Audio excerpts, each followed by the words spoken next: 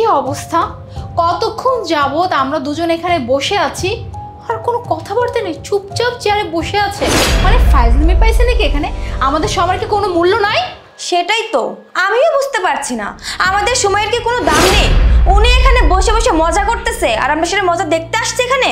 Hello, আপনার সাথে কথা বলতেছি, আপনি কি আমাদেরকে চোখে দেখতে পাচ্ছেন না, নাকি না দেখার ভান করতেছেন? এই যে এদিকে এদিকে, কি ব্যাপার, সমস্যা কোথায়? হ্যাঁ, আমরা যে দুটা মানুষ এখানে বসে আছি কোনো রেসপন্স করতেছে না, খুব সুন্দর দিব্যি চেয়ারে বসে আছে। আমরা যেখানে ইন্টারভিউ দিতে আসছি, আমাদের ইন্টারভিউটাকে নেওয়া হবে না? মুখে কি কোনো কথা নাই? আশ্চর্য। হ্যাঁ, একই তো কথা বলতেছেন আবার এক্সকিউজ মি, এসবের মানে কি? মানে কি মুখের অঙ্গি ভঙ্গিতে কি বুঝাতে যাচ্ছে না? ফাজলামি শুরু করছে না? আর আপনার মতো মানুষকে চেয়ারে বসতে দিল? আপনার যে চেহারা, যে সুরাত, যে অবস্থা, আপনার পোশাক আশাকের, হ্যাঁ, আপনাকে তো দেখে মনে হচ্ছে এই কোম্পানির সিকিউরিটি গার্ড হওয়ার যোগ্যতা নাই, আর আপনি কিনা বসের চেয়ারে বসে আছেন। এই দেখুন, আর ফাজলামি করবে না, আমাদের ইন্টারভিউ দিতে আরো কাজ বাকি আছে, বসকে ডেকে নিয়ে আসুন। আপু, আমার মনে হচ্ছে কি জানেন, আমাদের সাথে উনি মজা করছে। ও হ্যালো, আপনি আমাদেরকে দেখতে পাচ্ছেন না? আমরা এখানে ইন্টারভিউ দেওয়ার জন্য আসছি, আপনি তো কোনো কথাবার্তাই বলছেন না, সারাক্ষণ শুধু আপনার কাজ নিয়ে ব্যস্ত আছেন। আমাদের সময়ের কোনো দাম নেই। আমার কি মনে হচ্ছে, আমার মনে হচ্ছে ওকে এখান থেকে নিয়ে আসছে ইচ্ছা মতো দাওয়াতেই তারা। তোরে আমি এখন কি করব? হ্যাঁ, বুঝতে পারছি। তোরে মন চাচ্ছে কি? এই নে নে, কিছু বল এখন। আপু, ওকে না শুধু টিস্যু মারলে কাজ হবে না, আমার তো মনে হচ্ছে ওকে এখান থেকে তুলে বাইরে নিয়ে আসটাই, তাহলে হয়তো ওর শিক্ষা হবে।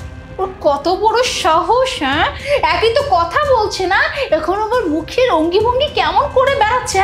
মনে হচ্ছে কি আমাদেরকে না কিছু বাজে বাজে ইশারা করতেছে। বিশ্বাস করেন আপু, মন চাচ্ছে কি ওর গলে একটা চড়ে থাপ্পড় মারি। এই কি ব্যাপার, কি ব্যাপার? এই কোম্পানির বস কোথায়? যার কাছে ইন্টারভিউ দিতে আসছি, কোথায় সে? এক্সকিউজ মি, এভাবে চিল্লাচিল্লি করতেছেন কেন? এত শাউট কেন করতেছেন?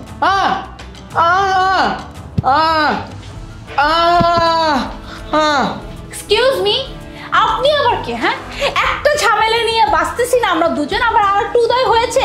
যাই হোক, দেখেন এই যে এই ফাজিলটা কতক্ষণ যাবত এই চেয়ারে বসে আছে, আমরা এখানে ইন্টারভিউ দিতে আসছি, ও মা কোনো কথাবার্তা কিচ্ছু নেই, মাঝখানে মাঝে এই করে কি যেন বুঝাচ্ছে। আপনি বলুন, হ্যাঁ, আমাদের সবার কি কোনো ভালো নাই?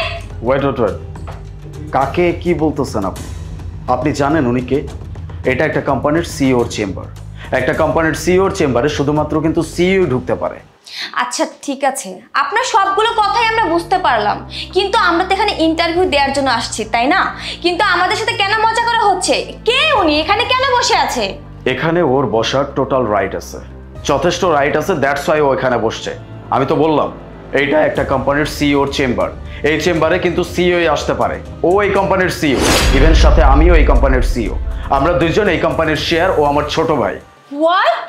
কি বললেন এইটা? এই কোম্পানির সিইও? সরি, উনি? স্যার, একজন বাক প্রতিবন্ধী কি করে একটা কোম্পানির সিইও হয়ে থাকে? আপনাদের কথা শুনেই আমি বুঝে গেছি আপনাদের মেন্টালিটি ঠিক কতটা নিচে।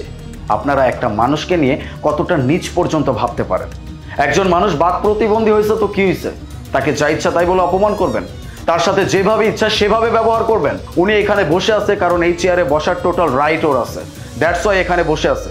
কথা বলতেছে না তার মানে এই না যে তার সাথে আপনারা যা ইচ্ছা তাই ব্যবহার করবেন, ওকে যা ইচ্ছা তাই বলে অপমান করবেন। ও যদি চায় এই কোম্পানিতে যাকে ইচ্ছা তাকে অ্যাপয়েন্ট করতে পারে, ইভেন ও যদি চায় এই কোম্পানি থেকে যাকে ইচ্ছা তাকে বেরো করে দিতে পারে। আপনারা যে ওর সাথে এমন আচরণ করছেন, আপনারা জানেন এটার পরিণতি কি হইতে পারে? I am really sorry sir, আমি আসলে বুঝতে পারি নাই যে উনি এই কোম্পানির সিইও, মানে এই কোম্পানির যে আপনারা দুজন মিলে শেয়ারে আছেন, এটা আসলে বুঝতে পারিনি sir. Sir really sorry sir, আমি যদি জানতাম তাহলে কখনো ওনার সাথে খারাপ ব্যবহার করতাম না। আমি তো ভেবেছি একটা বাক প্রতিবন্ধী কি করে একটা কোম্পানির সিইও হয়। Sir I am really sorry sir, আমি আপনার সাথে অনেক খারাপ ব্যবহার করেছি স্যার। প্লিজ এই জবটা যেন হয়ে যায়, এই জবটা না হয়ে গেলে আমাদের খুব খারাপ অবস্থা হয়ে যাবে। প্লিজ। হ্যাঁ স্যার, আমাদের ভুল হয়ে গেছে স্যার, প্লিজ আপনি ওদেরকে মাফ করে দেবেন। আমরা দুজনে আপনার ভাইকে চিনতে পারিনি, আর উনি যে প্রতিবন্ধী সেটাও আমরা বুঝতে পারিনি। স্যার প্লিজ এইবারের মতো আমাদেরকে ক্ষমা করে দিন। বুঝতে পারেন নাই ও কি বলছে? ও আপনাদেরকে এখান থেকে চলে যেতে বলছে। So get out from here. আমি এখানে কাউকে অ্যাপয়েন্ট করতে হলে সেখানে ওরও মত থাকতে হবে। যদি ও মত না দেয় তাহলে সে এই কোম্পানিতে জব তো অনেক দূরের কথা, ইন্টারভিউ বোর্ডে পর্যন্ত ঢুকতে পারবে না। Get out. আউট।